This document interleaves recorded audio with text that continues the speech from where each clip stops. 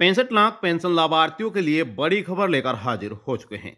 आपको बता दें कि पेंशन धारकों की अब टेंशन सरकार ने खत्म कर दी है। 8 पे कमीशन पेंशन को लेकर सरकार की तरफ से बड़ा ऐलान किया गया है और बड़ा फैसला भी लिया गया है, जो फैसला पेंशन लाभार्थियों के हक में है। आपको बता दें कि पेंशन लाभार्थी काफी लंबे समय से परेशान थे, टेंशन में थे, लेकिन अब से सरकार ने उनकी सभी जो परेशानियां थी वह खत्म कर दिया है। राज्यसभा द्वारा एक लिखित जवाब भी दिया गया है। राज्यसभा में एक लिखित जवाब भी दिया गया है, तो उसके बारे में भी आपको बताएंगे। तो अगर आप भी एक पेंशन लाभार्थी हैं तो बने रहेगा हमारे साथ, अंत तक वीडियो को देखते रहेगा। आपसे निवेदन करते हैं कि अगर आपने अभी तक वीडियो को लाइक नहीं किया है, वीडियो को लाइक कर दीजिए, शेयर कर दीजिए। चैनल पर आप पहली बार आए हैं तो योजना ऑनलाइन फॉर यूट्यूब चैनल को आप जरूर सब्सक्राइब कर लीजिएगा। चलिए वीडियो शुरू करते हैं और आपको संपूर्ण जानकारी देते हैं। देखिए, केंद्र सरकार के पेंशनरों को, यानी कि केंद्र सरकार के जितने पेंशन हैं उनमें यह चिंता बढ़ रही थी कि क्या 8वें वेतन आयोग यानी कि 8 पे कमीशन में पेंशन को शामिल नहीं किया गया है। सभी पेंशन लाभार्थियों को यह काफी चिंता थी कि अब जो 65 लाख पेंशन लाभार्थी हैं वे पेंशन से वंचित हो चुके हैं। लेकिन सरकार ने 2 दिसंबर 2025 को यह स्पष्ट कर दिया है कि पेंशन को 8वें वेतन आयोग से बाहर नहीं रखा गया है। आपको बता दें कि वित्तीय राज्य मंत्री पंकज चौधरी ने राज्यसभा में लिखित जवाब में कहा है कि 8वां वेतन आयोग भत्तों और पेंशन सहित सभी मुद्दों पर अपनी सिफारिशें करेगा। यानी कि जो पेंशन है, पेंशन भत्ता और पेंशन सहित जो भी इसमें लाभ है, ये बताएगा कि उसके लिए अपनी सिफारिशें करेगा और जो लाभ है पेंशन का, भत्ते का, वह सभी लाभ पेंशन लाभार्थियों को मिलेगा। अब पेंशन संशोधन पर स्पष्ट जवाब देखिए, मंत्री पंकज चौधरी से पूछा गया था कि क्या 8वें वेतन आयोग में पेंशन संशोधन का प्रस्ताव नहीं है और क्यों। तो इसके जवाब में उन्होंने कहा था कि आयोग के दायरे में पेंशन भी शामिल है और इस पर भी सिफारिशें दी जाएंगी। यानी पेंशनरों के लिए भी आयोग की सिफारिशें लागू होंगी। एक अन्य सवाल पूछा गया कि क्या आप महंगाई भत्ते को बेसिक पे के साथ मर्ज करने की कोई योजना है। तो इस पर उन्होंने साफ कहा है कि डीए को बेसिक पे में शामिल, यानी कि डीए को बेसिक पे में मिलने का कोई प्रस्ताव सरकार के पास विचाराधीन नहीं है। इससे पहले लोकसभा में भी वित्त मंत्रालय यही साफ कर चुका है।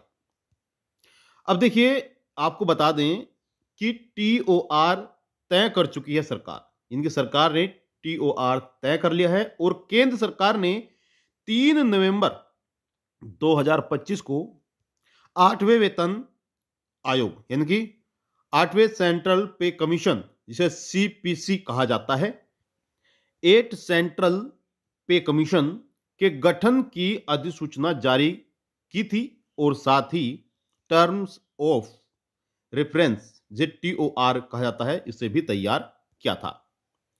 अब टीओआर के अनुसार आयोग को केंद्र कर्मचारियों के वेतन, भत्तों और पेंशन और अन्य नगद या इन कंट्स सुविधाओं में जरूरी बदलाव की समीक्षा और सिफारिशें करनी है।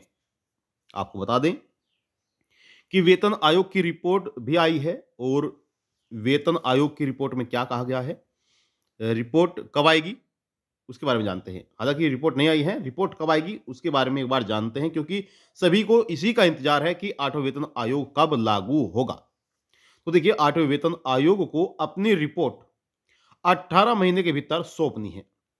यानी कि अभी इंतजार करना पड़ेगा, थोड़ा इंतजार पेंशन लाभार्थियों को करना पड़ेगा, क्योंकि 18 महीने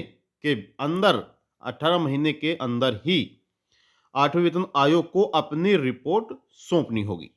साथ ही टीओआर में यह भी कहा गया है कि जरूरत पड़ने पर आयोग किसी मुद्दे पर इंटरिम रिपोर्ट भी भेज सकता है।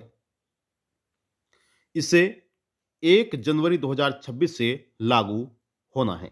लेकिन एक्सपर्ट का मानना है कि इसमें देरी हो सकती है, क्योंकि आयोग को सिफारिशें सौंपने में ही करीब 18 महीने लगेंगे। अब आप समझ सकते हैं कि 18 महीने कितना लंबा समय बैठता है। हालांकि 1 जनवरी 2000 जब भी दूसरा या फिर नया आयोग लागू होता है तो वह 1 जनवरी से ही लागू होता है। लेकिन इस बार काफी इंतजार पेंशन लाभार्थियों को, कर्मचारियों को करना पड़ सकता है। हालांकि आपका क्या मानना है, आप कमेंट बॉक्स में जाकर जरूर बताइएगा अपनी राय। और जो भी आपका सवाल है, सवाल करिएगा, आपके सभी सवालों के जवाब दिए जाएंगे। तो ये थी आपके लिए महत्वपूर्ण जानकारी। आई होप आपको जानकारी चली होगी।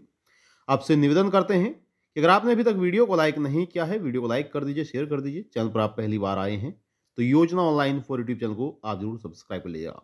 आपको बता दें कि जो आपका परेशानी थी, जो टेंशन थी पेंशन की, वह आपको अब नहीं करनी है, क्योंकि साफ तौर पर कह दिया गया है कि 8वें वेतन आयोग में जो भी होगा वो 65 लाख पेंशन लाभार्थियों को लाभ मिलेगा।